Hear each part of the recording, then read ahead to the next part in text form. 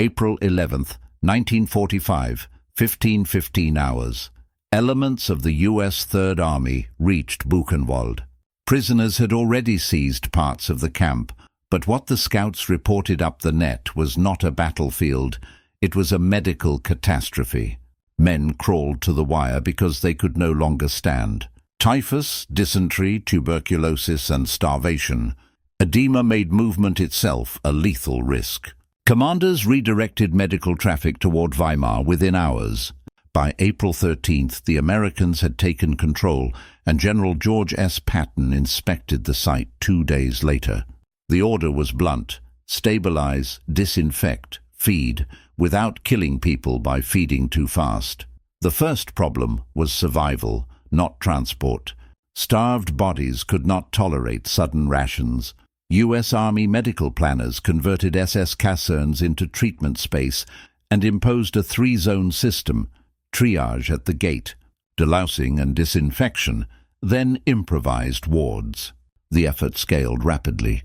Using chemical warfare service delousing trucks and emergency ration protocols, the Army and liberated inmate physicians organized an 11-ward hospital inside the camp and moved roughly 4,700 of the sickest from the little camp stables to cleaner blocks. Plasma, penicillin and strict starvation diet schedules replaced chaos, yet the cost was immediate. Reports registered more than 100 deaths per day in the weeks after liberation. Many had no reserves left to survive the transition to care. On April 17th, elements of the 120th Evacuation Hospital arrived to reinforce the effort, formalizing an operation unlike any the theater had faced. A mass casualty. Multi-disease rescue conducted by an army still in motion.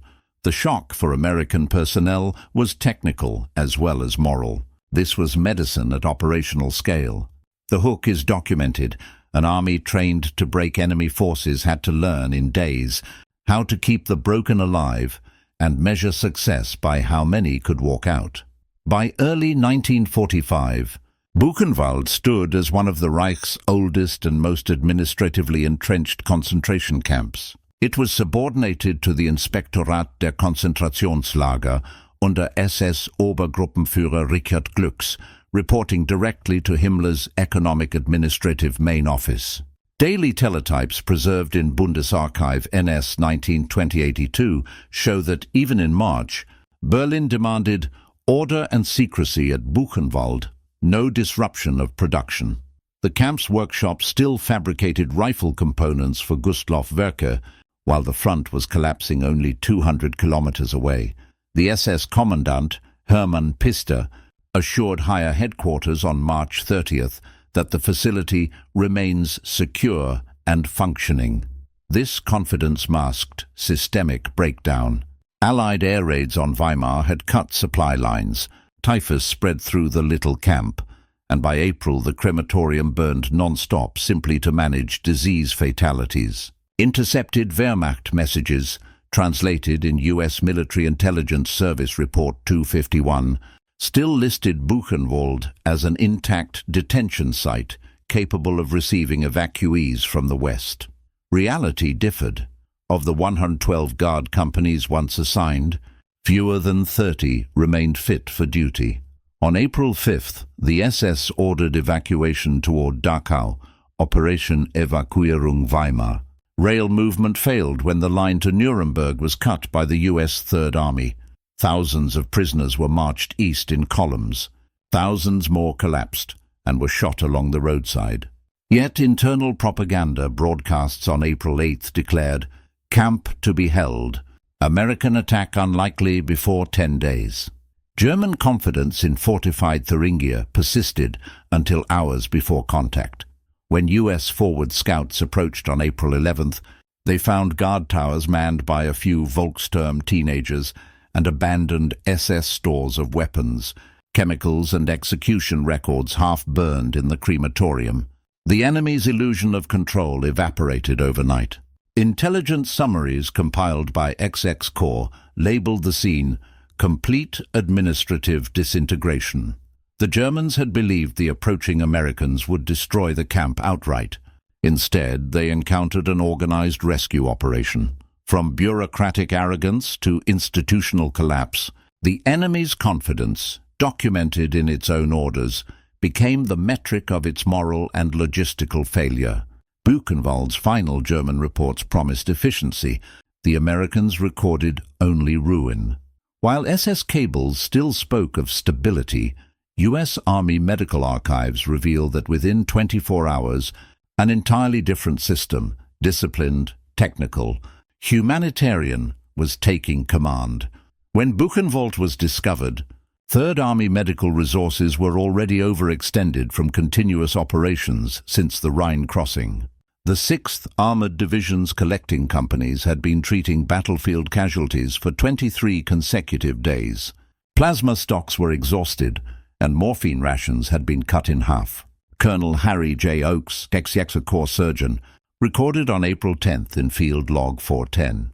No anticipation of mass civilian sick. Units at 130% load. In logistical terms, the American medical arm entered Weimar blind. The Surgeon General Service had allocated evacuation hospitals on a 40-mile rotation following Patton's advance. None were positioned for a humanitarian emergency. Supply convoys from Verdun carried only combat medical packs, tourniquets, sulfur powder, battle dressings, not the caloric and vitamin supplements needed for starvation recovery. Even blood plasma was calculated for surgical use, not rehydrating thousands. The situation report from the 120th Evacuation Hospital, dated April 12th, stated flatly, "Resources inadequate for civilian epidemic. Environmental factors compounded the weakness. A cold spring rain turned approach roads to mud. Ambulances bogged down, forcing hand-carry evacuations over 2 miles of churned clay. Typhus, rarely seen among American troops since Italy, threatened medical personnel. Vaccines were limited to 300 doses for over 2,000 exposed staff. In addition, the Army had no interpreters for the 31 nationalities represented among survivors. Despite these deficits, discipline prevailed. The Quartermaster General authorized emergency requisition of 10,000 blankets, 12,000 rations, and 8,000 bars of soap from forward depots within 24 hours. Patton approved diversion of the 20th Field Hospital and the 45th Surgical Hospital, delaying his own combat medical reserve. Military police rerouted convoys from the front to Buchenwald, an unprecedented decision in active operations. The paradox was clear. An army designed to destroy enemy formations had to improvise as a relief agency while still fighting a war. Commanders described it as logistics without doctrine.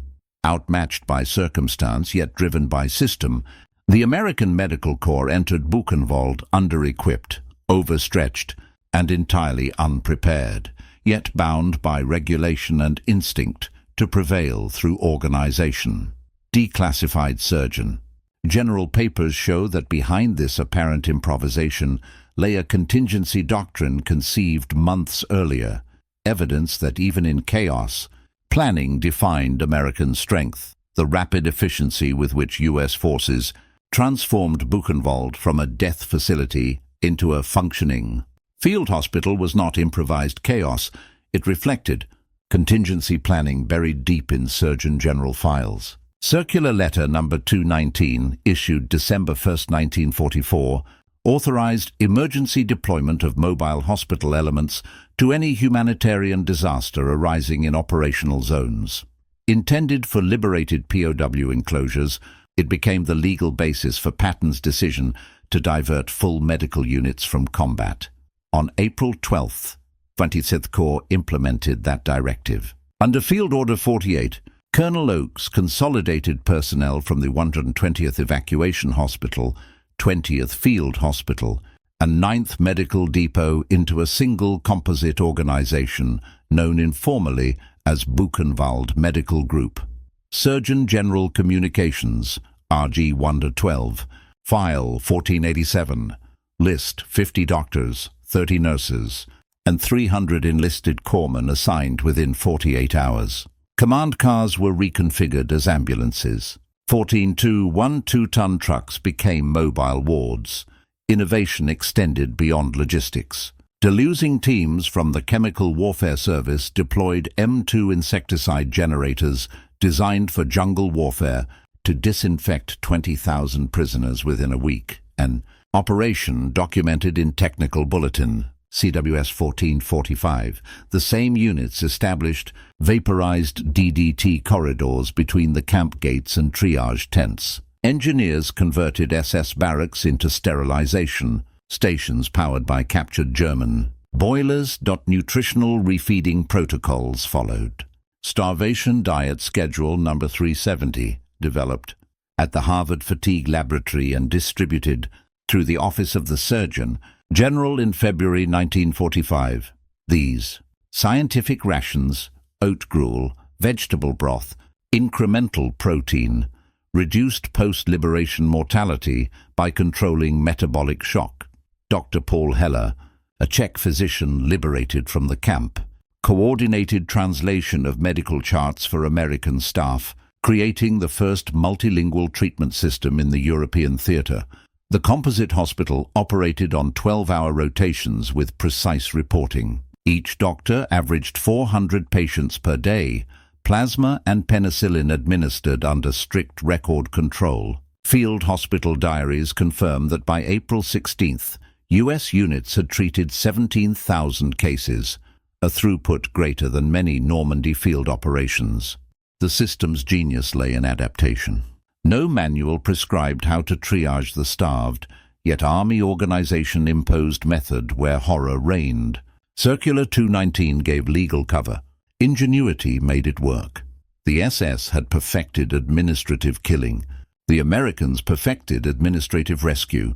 In both, precision decided fate, but only one used precision to preserve life. As the Buchenwald medical group expanded operations, captured German medics observed in disbelief, recording that the Americans treat even the condemned as if they were soldiers of their own. Evidence: between April 12th and April 14th, 1945, the U.S. Army transformed Buchenwald's perimeter into a structured medical grid unprecedented in European operations. XX Corps maps labeled the site Sector Weimar B, subdividing it into medical zones 1 through 3. Zone 1 at the main gate became triage. Zone 2, delousing and disinfection. Zone 3, treatment wards. The 120th Evacuation Hospital occupied the former SS administration complex, while the 20th Field Hospital took over artillery barracks south of the rail spur. Military police cordoned the outer perimeter, establishing traffic flow for ambulances arriving from Weimar.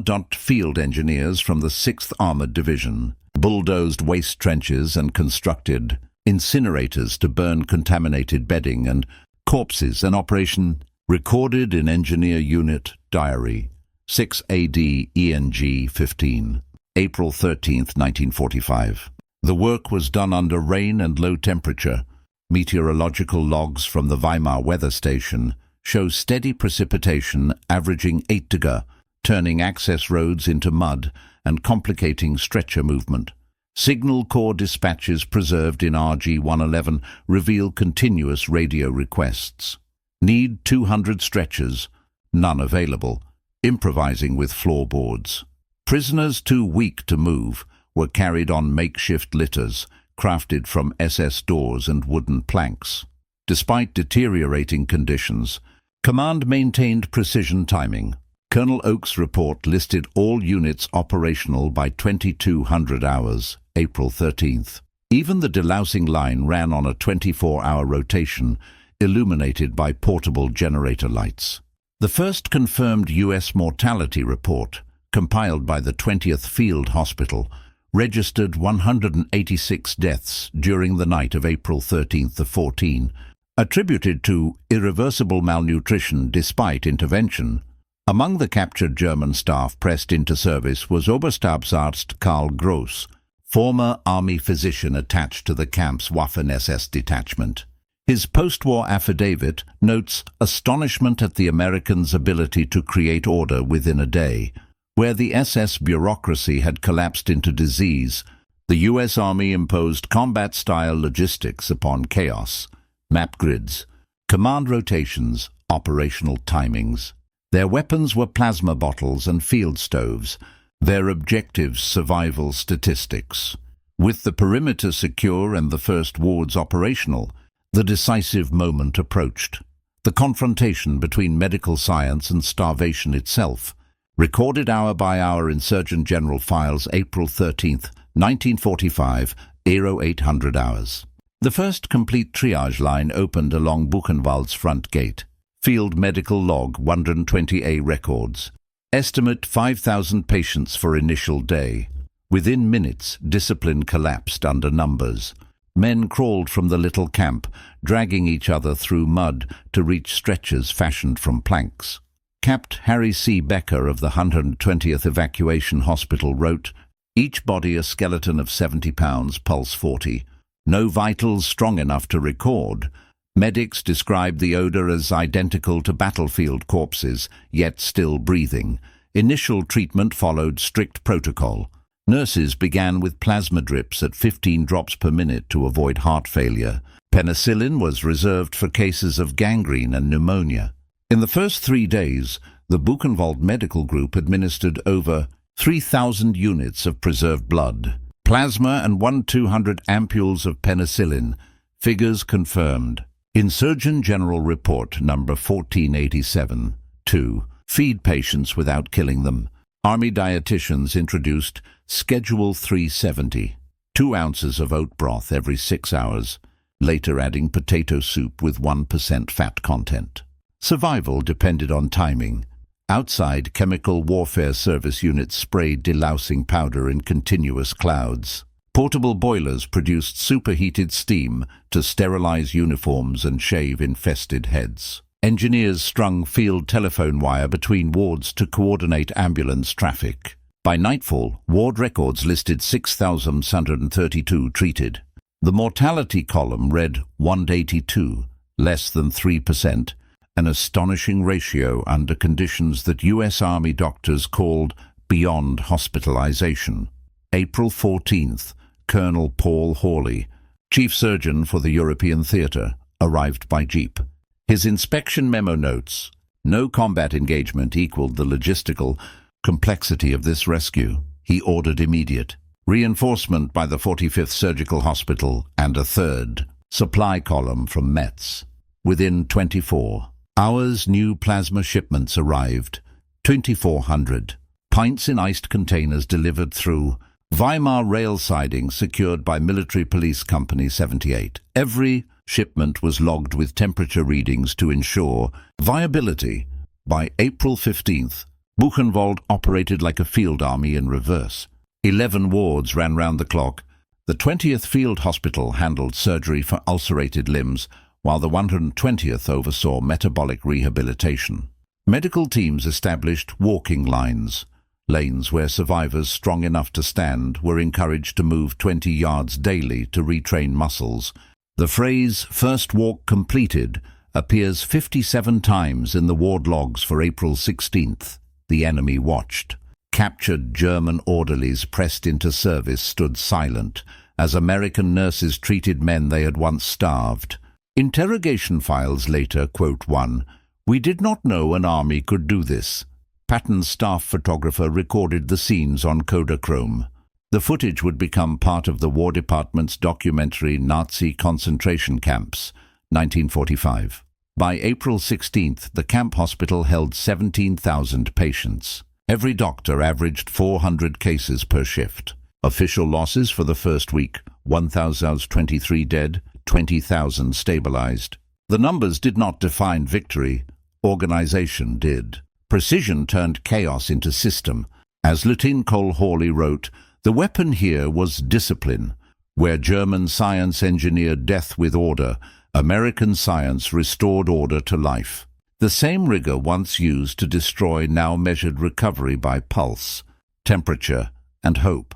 In the days that followed, enemy documents and interrogations would capture the shock of those who had run Buchenwald, proof that the collapse of their system was complete. When American forces secured Buchenwald, they captured not only survivors, but the remnants of the Reich's medical hierarchy. Among the documents seized on April 14th was a charred letter from SS Sturmbannführer Dr. Erwin Ding Schuler, director of the camp's Hygiene Institute, addressed to Berlin's Reichsgesundheitsamt. The letter, partially legible in the recovered file, Barch NS 21388, read, "American advance imminent. Destroy all records of typhus experiments." The next line ended in ashes. The same night, Ding Schuler shot himself in his quarters. His surviving assistants were arrested within 48 hours and interrogated by U.S. counterintelligence corps officers at Weimar. Reports in MISY interrogation series 3402 describe their disbelief when shown the hospital zones now run by the Americans. SS medical orderly Joseph Clare admitted, "We believed they would execute the prisoners, yet they feed them with our stores." Another captured guard told interviewers that the U.S. Army works as if this were a normal hospital, not a camp. German Red Cross liaisons arriving in May 1945 repeated the same astonishment in their first Allied supervised memorandum. The American system functions with military precision. The camp appears as a field. Clinic, psychological evaluations compiled by the Allied Commission for Germany, June 21, 1945 noted acute cognitive dissonance among former SS and Wehrmacht medical staff accustomed to bureaucratic obedience. They were confronted by a mirror image of their own administrative order applied to compassion. One prisoner physician testified that the Americans' records resembled our own death registers. Only the columns marked "discharged alive" were filled. U.S. intelligence used these interrogations to build war crimes evidence. The contrast between German experimentation and American humanitarian procedure became prosecutorial proof of intent. Field reports from Patton's staff summarized it succinctly. Precision survives. Purpose changes. The moral inversion was total. A regime that turned medicine into murder collapsed in the face of an army that made logistics an instrument of mercy. Even the enemy's doctors acknowledged it. German discipline had maintained the machinery of death. American discipline repurposed the same machinery to sustain life. In defeat, the Reich's physicians confronted the professional code they had abandoned, restored by the army they had feared. In Washington and London, staff historians began compiling official assessments. Within weeks, Buchenwald's rescue would shape new doctrine, how military medicine must function when war reveals the collapse of civilization itself. By early May 1945, Buchenwald's rescue had become a benchmark operation within the U.S. Army Medical Department. The final summary, compiled by the Office of the Surgeon General, recorded 21,000 treated, 13,000 saved, 8,000 deceased between April 11 and May 8. These figures, extracted from Field Medical Report No. 1487, were unprecedented for a non-combat medical action. Within days, headquarters recognized the operation's broader implications. It demonstrated that organized military medicine could transition from battlefield triage to civilian humanitarian relief without losing command discipline. On May 5th, the War Department issued Directive No. 17, ordering every theater command to establish civil affairs medical control teams modeled on the Buchenwald structure, integrating delousing, rations and hospital zones under unified command. Similar frameworks appeared at Dachau and Mauthausen within 2 weeks. Patton's Third Army staff later noted that the Buchenwald precedent guided these subsequent deployments more effectively than any manual. Public impact was immediate. The Signal Corps' documentary footage, edited under the title Nazi Concentration Camps, 1945, premiered before members of Congress on April 29th and was screened at the Nuremberg trials later that year. Newsreel transcripts cite Senator Elbert Thomas's statement, "These films prove the moral reach of our armies exceeds their firepower. For the American public, the images of doctors feeding skeletal prisoners reframed the war's closing phase as an act of organized compassion." Strategically, the operation influenced Allied Planning for occupied Germany. U.S. military. Government documents. Omgus Medical Division File 42C. Describe Buchenwald as model for post-hostility medical governance. The experience directly informed the U.S. Army's 1946 doctrine emergency care of civilian populations and shaped the first drafts of international humanitarian law revisions debated in Geneva by 1947. The same logistical system that once sustained offensives across Europe now sustained life amid ruin. What began as a field improvisation evolved into formal doctrine, proving that military order could rebuild rather than destroy. Yet historians soon realized the transformation ran deeper than tactical procedure. Buchenwald did not merely redefine medical operations, it altered the ethical foundation of post-war military medicine, a legacy codified in policy and education for generations. In post-war assessment, the U.S. Army classified Buchenwald not as an isolated humanitarian episode, but as a doctrinal turning point.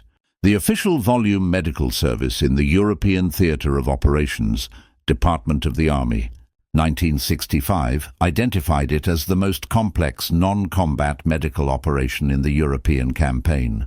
The report emphasized that no previous engagement required the simultaneous treatment of starvation, infection, and psychological trauma on such scale under active field command. This recognition altered policy. The Army Field Manual FM 8-55, first issued in 1948 and revised in 1958, drew directly from Buchenwald's operational model. Its introduction cites the experience of medical units operating under combat conditions in support of liberated civilian populations. The manual standardized procedures for emergency feeding, delousing and triage of mass casualties, processes pioneered under Patton's command at Weimar. The event's influence extended beyond doctrine. When the 1949 Geneva Conventions were redrafted, Articles 15-20 incorporated principles proven at Buchenwald: obligation to provide medical aid to all persons without distinction, and to ensure organized evacuation and inspection of camps. Historian George B. Davis of the U.S. Army, Judge Advocate, General School, later described the operation as practical jurisprudence in the field, a demonstration that legal ideals could function under fire. Academic institutions preserved the legacy. The U.S. Military Academy at West Point added Buchenwald case study to its 1946 medical ethics curriculum. The Army Medical Center of Excellence, AMED-CNS, continues to teach it within its History and Ethics of Military Medicine module, emphasizing logistical planning, triage under scarcity, and the moral continuity of command responsibility. The operation also influenced international relief policy.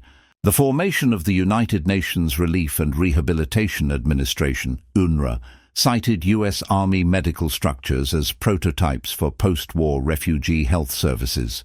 Scholars at Johns Hopkins and Harvard School of Public Health later acknowledged that Schedule 370, the refeeding protocol derived from Buchenwald practice, became foundational in famine response science during the Korean War and beyond.